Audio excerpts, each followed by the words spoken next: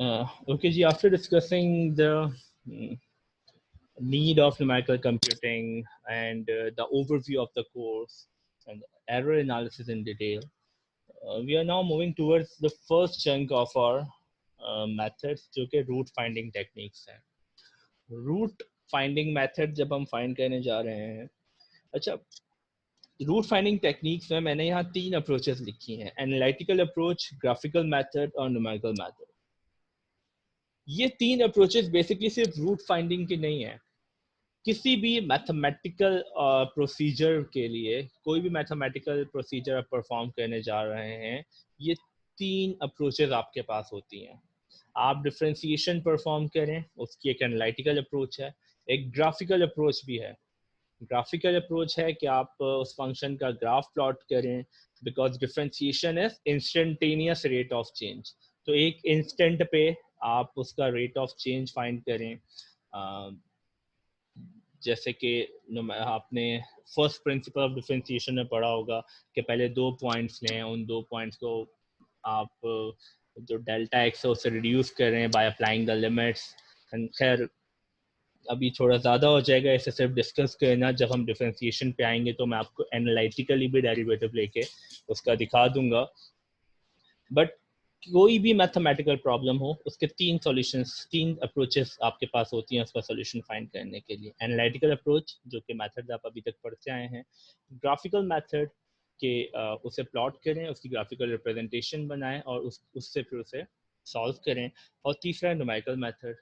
अभी जब हम रूट फाइंडिंग टेक्निक देख रहे हैं तो there will be some numerical method, कुछ ब्रैकेटेड रूट फाइंडिंग मेथड्स होंगे, कुछ ओपन मेथड्स होंगे. We will discuss them one by one as well. Analytical approach, अगर हम सिर्फ रूट फाइंडिंग की अभी बात करें, एनालिटिकल अप्रोच क्या है? Factorization, quadratic equation, cubic equation, इस तरह की आपने डिफरेंट अप्रोचेस यूज की हैं एनालिटिकली. फॉर एग्जांपल, आपके पास एक इक्वेशन है,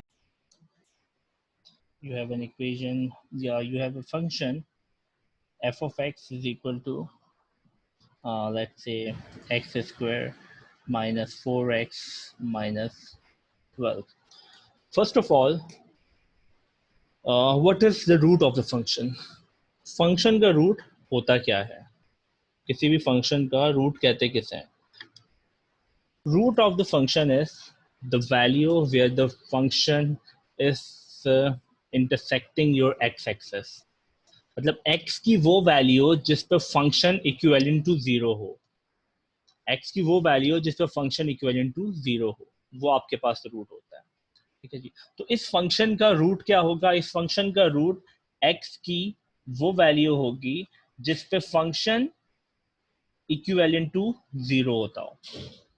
ठीक है जी, फंक्शन इक्विवेलेंट टू 0 होता हो. अगर मैं आपको ग्राफिकली, लेट्स से ये एक फंक्शन का कर्व है, ये एक फंक्शन का कर्व है, तो इस फंक्शन के 2 रूट्स हैं. कैसे पता चल रहा है? देख के, बिकॉज 2 पॉइंट्स ऐसे हैं जिस पे ये फंक्शन की वैल्यू इक्विवेलेंट टू 0 होती है. फंक्शन की वैल्यू इक्विवेलेंट टू 0 कहाँ हो रही है? एक इस पॉइंट पे और एक इस पॉइंट पे. तो ये 2 इसके रूट्स हैं. तो ये x की वैल्यू, यहाँ जो भी x की वैल्यू होगी और यहाँ जो भी x की वैल्यू होगी, ये 2 x की वैल्यूज इस फंक्शन का रूट्स हैं. ये क्यों इस फंक्शन का रूट है? बिकॉज इन 2 पॉइंट्स पे the value of the function is equivalent to 0. तो एक ये फंक्शन का रूट है x1 और एक ये फंक्शन का रूट है x2. ठीक है जी. तो basically the points where the function is equivalent to 0, वो x की वैल्यूज आपके फंक्शन का रूट कहलाती हैं. इन अदर वर्ड्स, अगर मैथमेटिकली हम देखें तो ये है, ग्राफिकली देखें तो कुछ इस तरह का सिनेरियो है.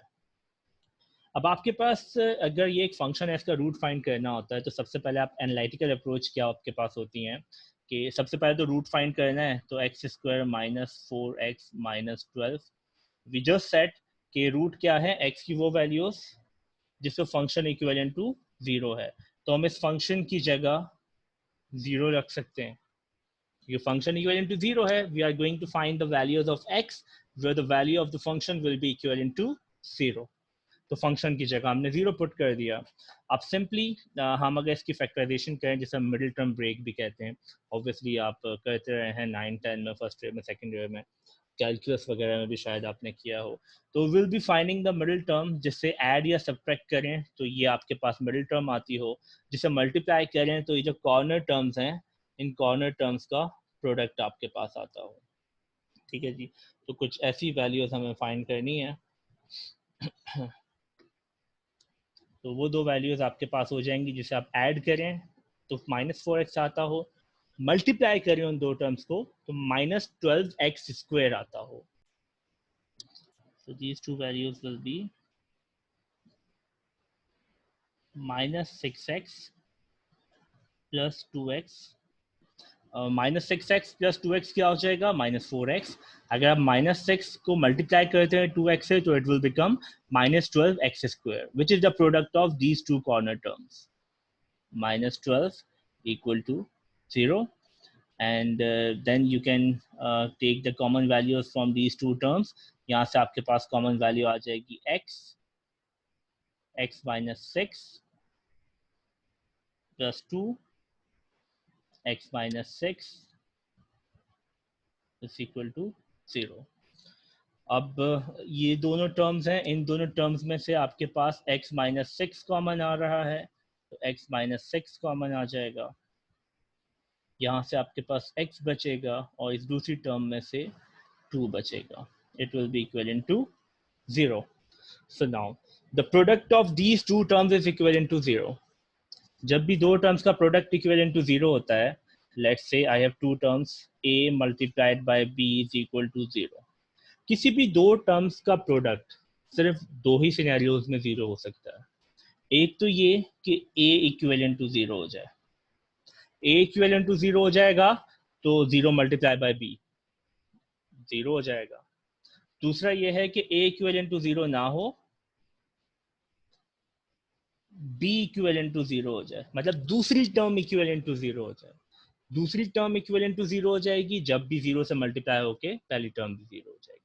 सो whenever the two terms are multiplying, उनका प्रोडक्ट 0 सिर्फ इन्हीं दो सिनेरियोज में हो सकता है कि या तो पहली टर्म इक्विवेलेंट टू 0 हो, मतलब x minus 6 इक्विवेलेंट टू 0, और x plus 2 या दूसरी टर्म इक्विवेलेंट टू 0 हो।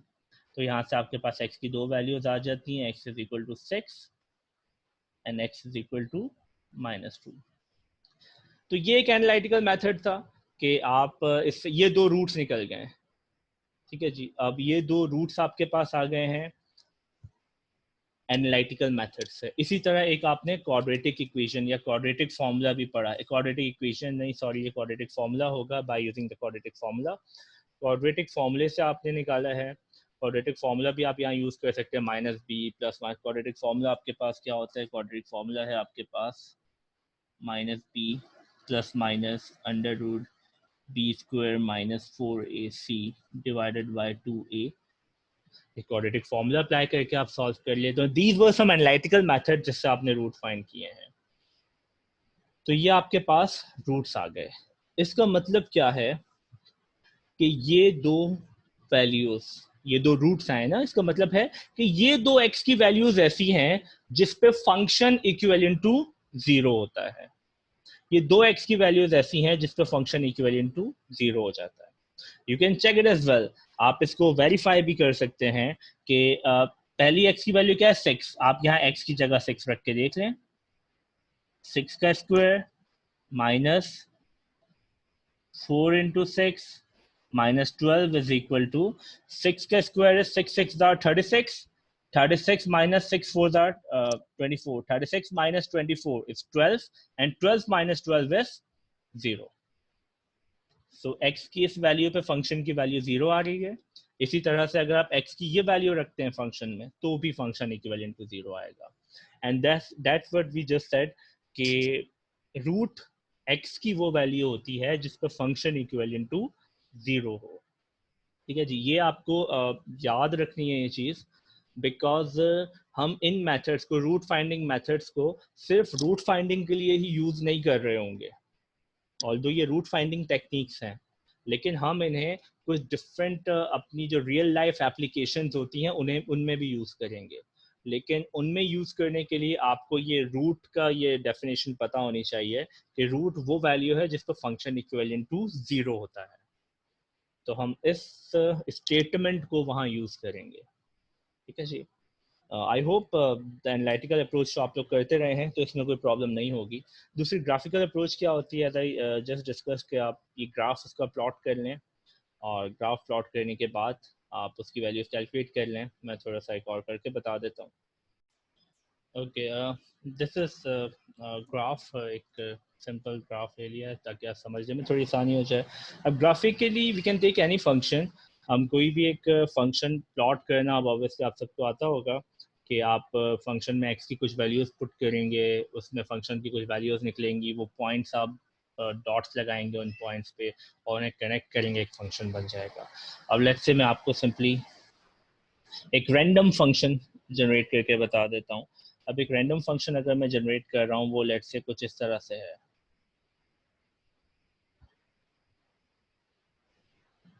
या फिर ये थोड़ा सा साइड साइड हो जाएगा, इसे अगर मैं करता हूँ।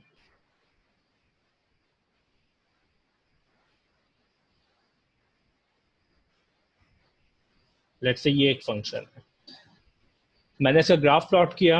अब ग्राफिकली मुझे इसका रूट फाइंड करना है। तो root, as I just said, root is the value of x where the value of the function is equal to 0। तो फंक्शन की वैल्यू जीरो कहाँ कहाँ हो रही है? फंक्शन की वैल्यू जीरो एक यहाँ हो रही है, और फंक्शन की वैल्यू एक जीरो इस पॉइंट पे हो रही है। तो what will be the root of this function? Root क्या हो जाएगा? 5 -5 -6 -7। तो यहाँ जो फंक्शन की वैल्यू होगी वो -7, एक्स की जो वैल्यू होगी वो -7 होगी, और इस पॉइंट पे जो एक्स की वैल्यू होगी दैट विल बी 10, 11, 12 एंड 13। तो इसके जो दो रूट्स आ गए वो आ गए x is equal to 13 and x is equal to -7।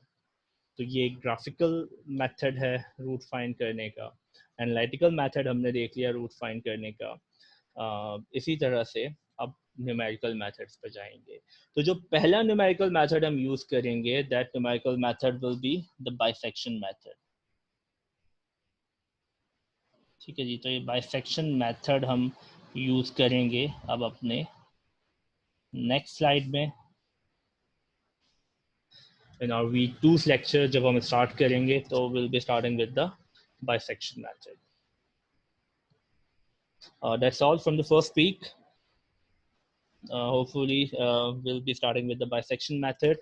अब ये रूट वगैरह का आपको आइडिया हो गया है, तो हम रूट फाइंड करेंगे यूजिंग द बाइसेक्शन मेथड, जो कि हमारा पहला मेथड है न्यूमेरिकल कंप्यूटिंग का। Thank you for attending the class. Hope to see you in the next week's session. Take care.